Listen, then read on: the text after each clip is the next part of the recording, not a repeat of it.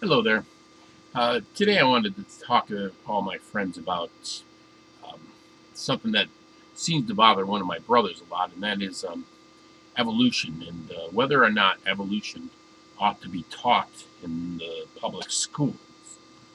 And the answer, to make myself clear, is absolutely it must be taught in the public schools.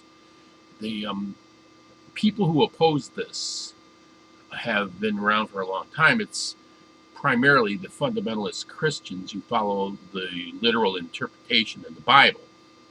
And I'm not trying to make them into enemies. You understand, they have a point to make here. And if you think about how they founded America in the first place and why these people came over from Europe, they were running away from religious oppression in the European countries where they were torturing people to death and burning them at the stake if they didn't believe in what the government religion was, or whatever the geographic religion of the area was. So they got on these boats and they sailed across the Atlantic Ocean, and some of them sunk, I'm sure, but they came into a scary place in the wilderness, and they set up these places like Massachusetts and Rhode Island, and places where they had to live from the wilderness in order to avoid being persecuted, so that they could believe the religion that they wanted to believe. So they wrote in the Constitution in 1791, they passed the Bill of Rights, and the first thing they put in there was the First Amendment, which has the freedom of speech and the freedom of the press. And it also says that Congress shall pass no laws respecting the establishment of religion or restricting the free exercise thereof. So that's in the Constitution, First Amendment.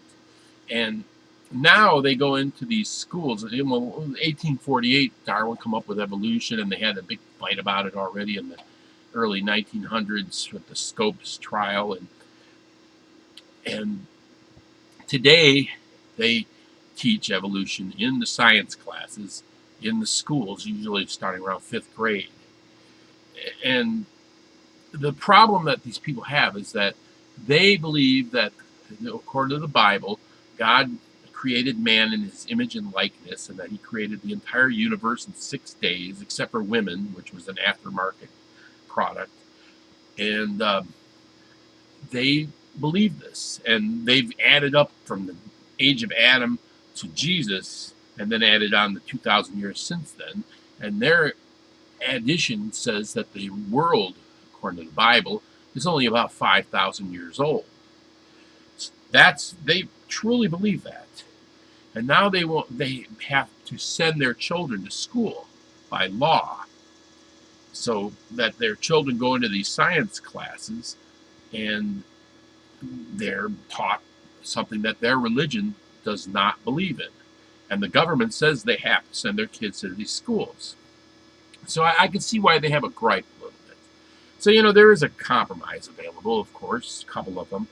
One is you can send your kid to a private religious school, and they won't teach evolution there. Then another one, of course, is you can homeschool your kids and teach them, as long as you reach certain standards. I don't think you have to teach them evolution.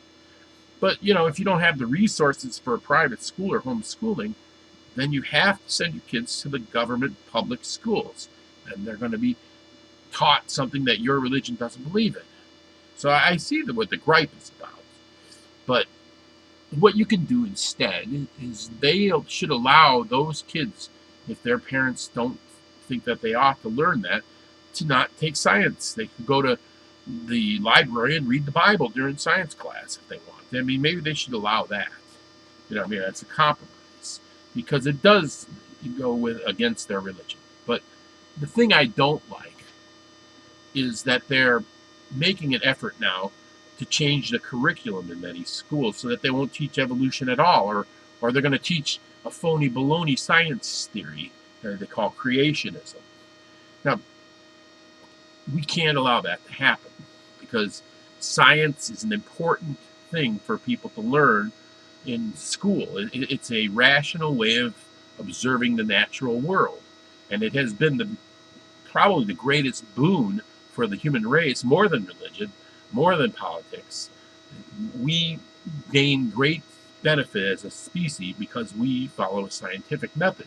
And we increase the food production, we cure diseases, it helps the human race, and it has to continue to be taught in the schools, or we're going to fall behind and go into another dark age. And you understand, creationism is not a science, because the concept behind creationism says that, that if you went up to the moon and you saw a computer up there, you would assume that some intelligent creature designed it. So therefore, if you see something as complex as life on Earth, you're going to assume that some intelligent creature designed it. Well, that's not something that can be either proven or disproven, because you would have to find the intelligent creature somewhere, and you can't find them, so it's not provable or disprovable. But evolution is disprovable. If they find evidence that that a simpler creature came about before the more complicated creatures, then that might disprove it. Everything that's been found in science, from the breaking down the genetic codes so that the more complicated genetics are always have the base of the more simple genetics behind it, to the sigil organs and so forth, proves evolution. There's, and theories can be disproved. Like Newton had his ether theory disproved, where he believed that the reason that light can travel through space is because there's some kind of a medium that waves in space, and he called it the ether. Well, of course, when they got out in outer space, there was no ether. It's a vacuum. It's empty. So that was a disproven theory. And evolution could be disproven as well, as I want to point out. The thing is that many of these people, they want to say that science is a religion. It's part of secular humanism, they claim. And that's not true. There may be some scientists out there who have faith in science, but most scientists understand that these are just conclusions reached based upon evidence. It's not something that is believed blindly without question. Everything has to be questioned. And even in evolution, there are some issues that still haven't been settled. As far as you've never seen one creature evolved into another. No matter how many generations you can separate them, you can try to mutate the creatures, but they've never actually seen one creature that evolved into another creature. They say it hasn't been enough time. But in a way, with genetic engineering, I think they have created new species. So that doesn't count, does it? I mean, that's because we actually went into the mechanics of the genetics and manipulated it, which might be a little scary for some people.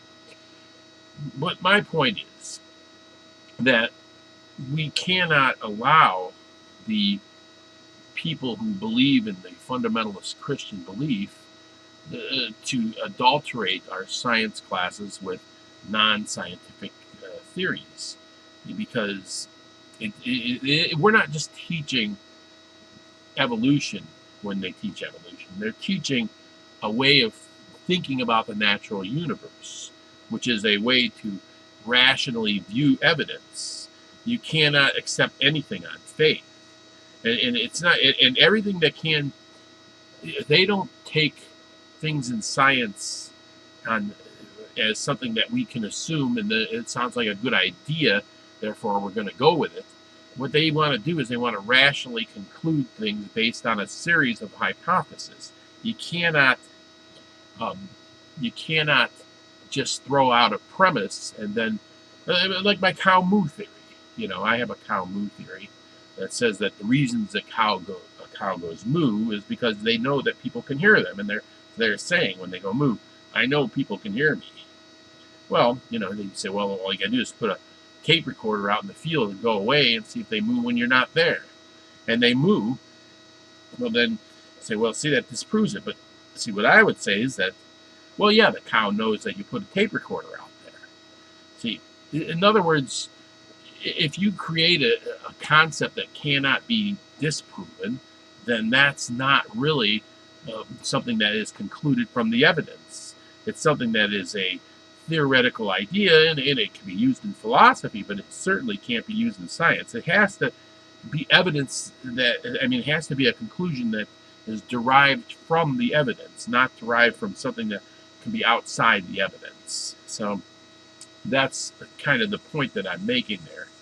So what I wanted to say, though, is that we do have an obligation to uphold the legal part of this, which is that if people don't want to send their kids to science classes, that's fine. They can be Amish. The Amish go and live without the modern world, and if you don't want your kids to know science, then they can become barbers or don't teach them to become electricians. They everybody benefits from that science, though. You got to understand. So if you're one of those people who want to fight, like in Kansas, they're trying to get rid of certain types of sciences and so forth, or they're putting things in the books, the school books down in the South that teach the theory of creationism. Just remember that we're not just teaching a theory, we're teaching a way of reasoning about the world. And as I say, if it cannot be disproven, then it really isn't science. Thank you.